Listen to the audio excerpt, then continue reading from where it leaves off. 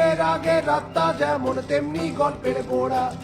এক দেশের এক রাজার ছিল আটটা ঘোড়া। একটা গল্প বলি শুনুন, একটা গল্প বলি শুনুন।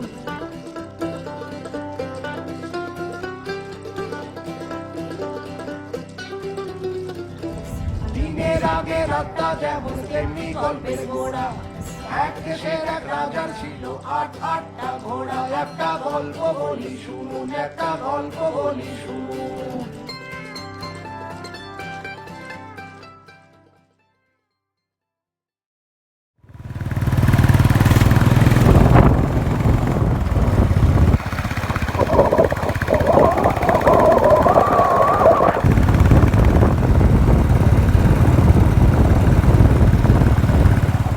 Hey guys, we are on the road on a road trip in India through Kerala, Karnataka and Goa, and we are taking our Ayurvedic lifestyle on the road. I hope you'll follow us and get some interesting information from our vlog.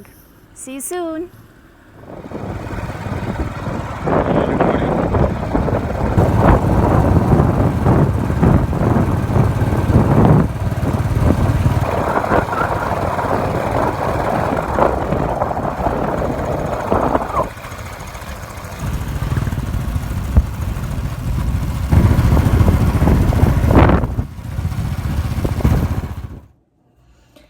Ayurveda seekers, and welcome back to our vlog and our journey as we take our Ayurvedic lifestyle on the road. This time I'm sharing with you information about the various primary elements as well as how they function biologically in our bodies through the dosha or the constitution of our mind body. Today we will explore the Vata Dosha, which is composed of the space and air elements combined together.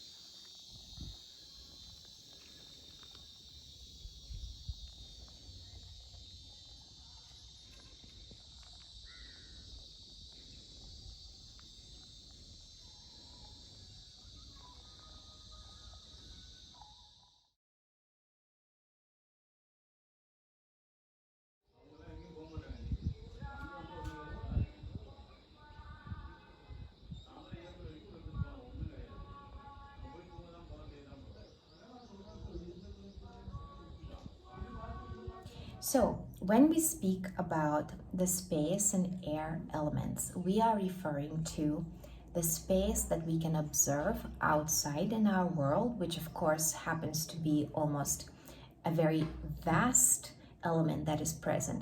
If we create a kind of ratio wheel where we can place the various 5 primary elements on this scale of a ratio, you will observe that possibly from 60 to 80% of that wheel is occupied by the element of space. Now, we can think of it as being a very predominantly present element since it occupies so much space, no pun intended. But actually, because it is a very light element, it's a very subtle element. In fact, how can we observe space unless we have a certain parameter or a kind of definition or a border? Space almost doesn't exist in a sense, because unless we define it, we cannot actually observe it. So it's a tricky element, but at the same time, it's a very interesting element. So just to read a little bit about that, I want to give you some information from a very good book by an important Ayurvedic physician, Dr. Vasant Lad, that has been practicing and teaching Ayurveda in the United States, who is originally from India, but has been spreading the knowledge of Ayurveda, and specifically in his book on the Marma therapy, these elements are spoken in relation to how the vital points function in our body and how all the elements are present. The Akash element, which is the space element in Sanskrit, is a very important element, especially when we are dealing in Marma therapy. So let's take a look at that, and hopefully we can gain some greater insight into that. Akasha, space, offers the space and freedom for each cell and organism to exist. Now, this is a very important point, because in order for something to manifest in a physical reality, it has to have a space in which it can express itself. And so, in a way, the space doesn't necessarily perform a physical function, yet it performs a very important preliminary function, where it is within that space that we can observe the function of the grosser elements. This is why we define space as a very subtle element that is more so affecting our psyche and our consciousness rather than our physical constitution. Without space, there is no possibility of communication among the cells. Akasha predominates in all spaces and cavities of the body, including channels, joints, tubes, pores, arteries, and veins. So as you can see, we can talk about space as it is defined by these communication channels, right? So either we speak about the capillaries or the veins. We can probably even talk about the bronchi as a particular kind of expression of space within a form. And so the air that passes through our respiratory system and all the way into the lungs certainly has to do with the space that it's able to communicate and travel through. It is present in the thoracic space. This is exactly what we are talking about. The abdominal space, intracranial space, synaptic space, and intercellular space. It is also the primary element in the respiratory tract, gastrointestinal tract, and oral cavity, as these are usually hollow passages.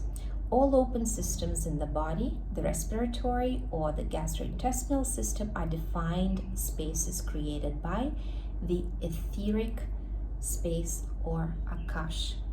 And on a very practical sense, we can, for example, talk about our sinuses, which actually happen to be small cavities that exist in our skeletal system of our cranium, and as well as the cavities that are obviously in our nose, but also some cavities that exist around this area. So when we have trouble with sinuses, of course, it has to do with the inflammation of the membrane, of the liquid membrane that is inside of these cavities, but it is the space that contains the sinuses that actually gets exposed to, let's say, strong winds or very cool energy.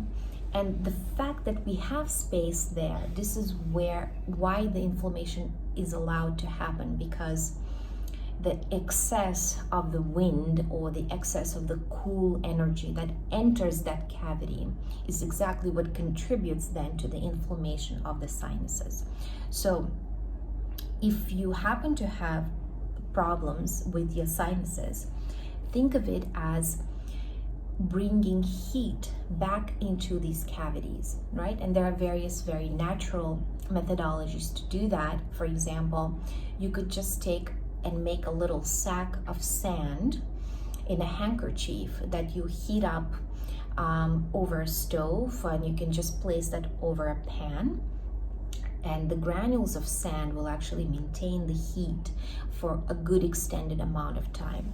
Once the sand is very hot, you can collect it in the handkerchief so that you do not place the sand directly on your skin, because it's going to obviously burn your skin. And also allow the sand to cool down a little bit if it was exposed to a strong flame of fire. Once you get a good temperature that you can actually sustain, place that handkerchief over the space of your sinuses, over the space of the cavities, and then you'll be kind of bringing the heat energy into that space so that the inflammation cannot continue. This is exactly why using these kind of very, simply devised home remedies has been working for ages and ages, because we understood the structural elements that are contributing to the cooling of the area as well as to the heating of that same area. And now let's talk about the other element that is compositional of the air and ether dosha.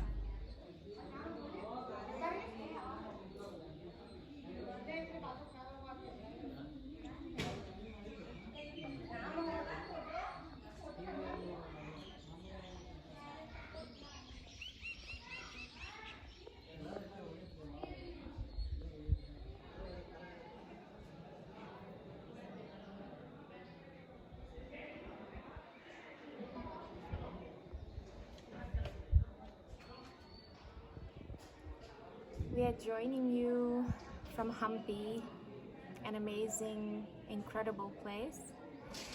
And I just wanted to record a short video just to kind of commemorate this moment of meditation among ancient sculpture. And we are just in front of me, there is the musical temple, which has the musical stone pillars that when hit, they resonate at a particular tone. And this kind of level of engineering and incredible sculpting was something that is well known as an amazing ancient art. But more so than that, I would say that there's a presence and a feeling of being surrounded by history, by a past that is still vibrating and is still accessible to those who are sensitive enough, to those who are listening, and to those who are paying attention. So the Vata Dosha is a combination of two elements, and that is space and air. We already spoke about the Akash, the space element, and now we will speak about the air element, which is called Vayu in Sanskrit. Vayu is the principle of movement that governs all sensory stimuli and motor responses, voluntary and involuntary actions, respiration, and circulation. It governs all subtle cytoplasmic and microscopic movement, including that of RNA and DNA molecules. The major sites of air in the body are within the colon and lungs. So what we can understand from this is really that the air element, otherwise known as Vayu, is very important in the movement of all kinds of elements across the body, right? Whether it be the movement of air through the respiratory system, whether it be the movement of blood through the circulatory system. Any type of movement in the body is regulated by the air element. And we can observe that in nature just as easily. We know that the movement of tree branches has to do with the movement of air, or otherwise as the expression of wind, right? And we know that when the wind gets too strong, what we observe is that the branches break and fall down. So of course, this is another way that we can understand how the function of air, Vayu, and movement is happening in the body. There's actually more classification of Vayu in the body because various movements are responsible for various functions. Some movements are upward in direction and some movements are downward in direction. And the proper balance between these movements is actually very important to the functioning of all the systems in the body. So from the beginning, we have spoken about the fire element as being central to the functioning and the transformational processes in the body, primarily the transformation of food into energy through the digestive system. Then we spoke about the construction and the buildup of the body through the water and the earth elements. Well, none of that would be possible if all of these different components didn't actually travel across the body in order to be able to contribute to the process of construction, the process of transformation. So this is where we see that Vayu, as well as the space that it needs to move through, right, the channels, as we spoke about the Akash, is also a very important function in order for all of it to function in balance and in proper alignment through the body. So we cannot really say that there is one element that is more important than the other. All of them are incredibly important. This is exactly why we call them the primary elements, which means that without one, the function of the others is impossible. And also, the primary nature of them indicates the fact that these elements are not destructed and are not constructed, right? They're sort of present and existing, and in a way they contribute to each other. And just like we talk about, let's say, the primary colors, that certain primary colors, without them we cannot create the other mixtures. They are just a requirement, a basis for the rest of the color scheme to exist. Well, this is the same with the primary elements in Ayurveda. They are indestructible in nature. They exist. We might not be able to find the proper explanation of where they come from and how they possibly exist, but in any case, they exist everywhere in nature that we are able to observe them, as well as they exist within us. Now, it's not as easy to observe these elements within our body without the proper understanding of how to be able to recognize their function.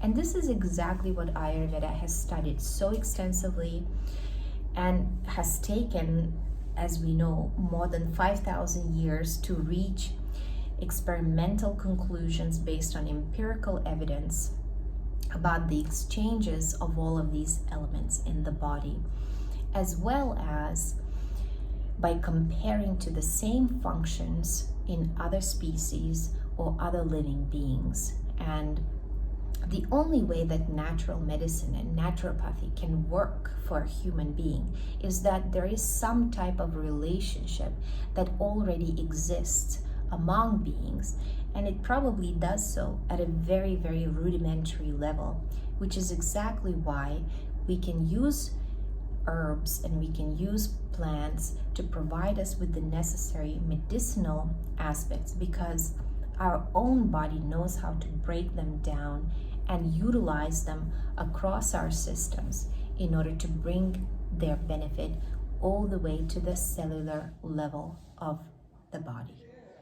So here's an example of some magnificent carving, stone work that you can find in a location like this. Just take a look at this incredible sculpture, just the roundness of all the shapes, the repetition in the figure, and also the angles under which the figure is aligned. This is the style of the Andhra period of Indian classical art, and examples of this type of carvings and some smaller ones that you can see around is the type of things that you can visibly observe in these monuments. So now let's talk a little bit more in depth about individuals who are of a Vata constitution or Vata Dosha. When it comes to the dosha, Vata is the principle of movement, is formed from the combination of the space and air elements, as we have already been able to observe. Its primary qualities are, and this is very important, dry, light, cold, subtle, mobile, rough, and clear. So now think about even our mobile phones, right, from which we are calling each other and which have no wires of communication among them. We are able to communicate and send messages across an empty space, a cyberspace, and we are also utilizing our devices that have the ability to be very mobile. Well, this is the exact functioning of the Vata Dosha as a very modern contemporary example of how movement through space is allowing us to create easier lines of communication without necessarily involving the kappa nature of the ground-based telecommunications that we used to have. So in a way, we can say that as a species, technologically, we are evolving toward the subtler elements and toward the subtler nature of communication among us. And we are utilizing more and more our capacity to send messages, less so through the gross structures and more so through the subtle structures. We have another example of the same type of sculpture, and what I wanted to explain here is that the monuments that we see today are all in the color of the stone, which would have been the foundation and the basis of the sculpture, but originally this is now how you would have seen it if you were here back in the day in a functioning temple. This is actually a kind of gate, an entrance into the main complex, and so it is presented with these beautiful figures so that you are enlightened to beauty and aesthetics. But if you look very closely, you will see different ridges and the type of ornamentation that is decorated here. And as you keep going down, on the leg part, you can see very, very small lines coming across her thigh, and then coming down, we see this flap right here. So actually, what would have been covering this entire area would be like a very light, silky cloth, and it would have been colored, and all of this would actually have been of very bright hues, yellows and reds, and she would have been having white pearly jewelry with gold. So today we get to see these things, and just take a look at our audience right here.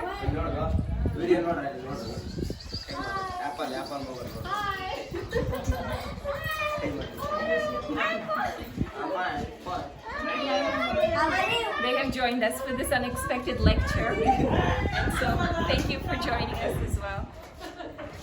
Bye. When it comes to our bodies, the Vata constitution would show itself in a more lean body.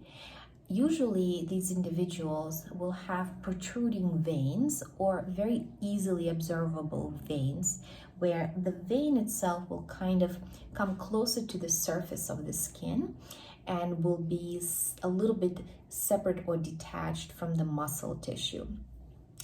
If you happen to see that in yourself, then you can certainly imagine that you have a very strong Vata constitution. But because of the subtle nature of this dosha, the individuals who are predominant in the space and air elements, they tend to also tire more quickly. Their endurance level is somewhat low, and while they are very creative and very imaginative individuals, they come up with some of the most brilliant and out-of-the-box ideas because the movement function is very strong in their minds as well as in their bodies. These tend to be very beautiful dancers. You can imagine some famous ballet dancers that take very high jumps and perform exquisite pirouettes in the air. Well, these are individuals that either are already gifted with the Vata nature, or they modify their original nature toward the Vata constitution, where they keep their bodies very light, very lean, and also very mobile. And obviously they dominate the space and the air element, so we can always observe a kind of very beautiful aesthetically movement through the space. It is present also in the colon, the pelvic girdle, the bones, and the thighs. So biologically in our bodies, the Vata dosha actually takes its placement in the lower compartment of our torso. And we can observe that actually quite easily, because we know that whenever we have some excess air in the body, that tends to happen in our lower intestines, right? This also unfortunately contributes to some problems with constipation, and Vata individuals tend to actually suffer quite greatly from this issue and tend to need a lot of help in that department. But even more so, because of its very mobile and very subtle nature, the Vata dosha can be upset very, very easily.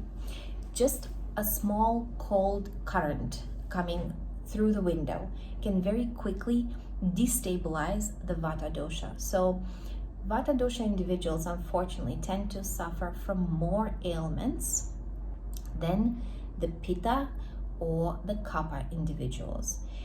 And actually we attribute close to 80% of diseases to an imbalance in the Vata dosha.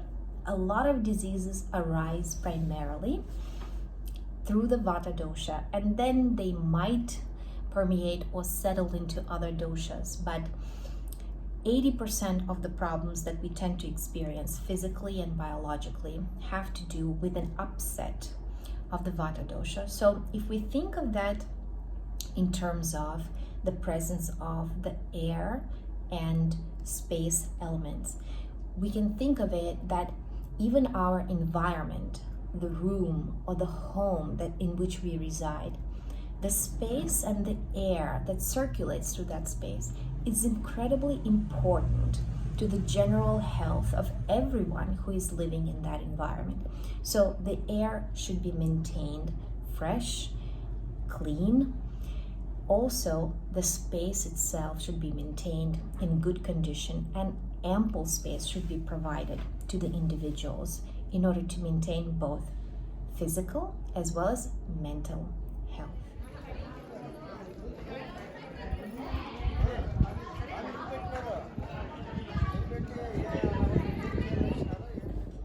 So as we have covered all of our 5 primary elements in depth, as well as have spoken about their function in the biological sense in relationship to our bodies, but also to the nature around us and all the other living beings that can provide us with ample examples of how these natural primary elements function. We have seen the importance of all of these elements to our balance and to our health, but also to our ability to interpret the world around us and to have a very conscious experience of our overall health as well as our interactions with other individuals. So as you take this information into your daily application, try to observe the function of your own body, as well as take some time to observe the individuals that you live in a close proximity with. You will see that we are all so very different. We manifest our doshas or our original constitutions in very individual ways. And even in areas where we have a lot of similarity, we still exhibit elements that are slightly different because of the various ratios that predominate our bodily makeup and our personality constitution. When we have this information, when we are empowered with these tools, we can make better assessment about our own behavior as well as about the behavior of those who are around us.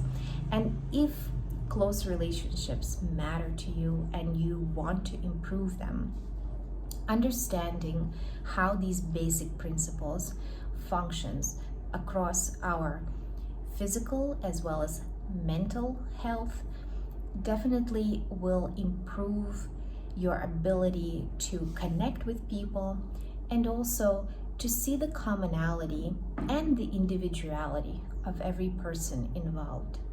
So as I conclude our discussion on the primary elements and their application and presence through our individual constitutions, I really hope that what you take away from this conversation is that all of us have something very unique to contribute to the world.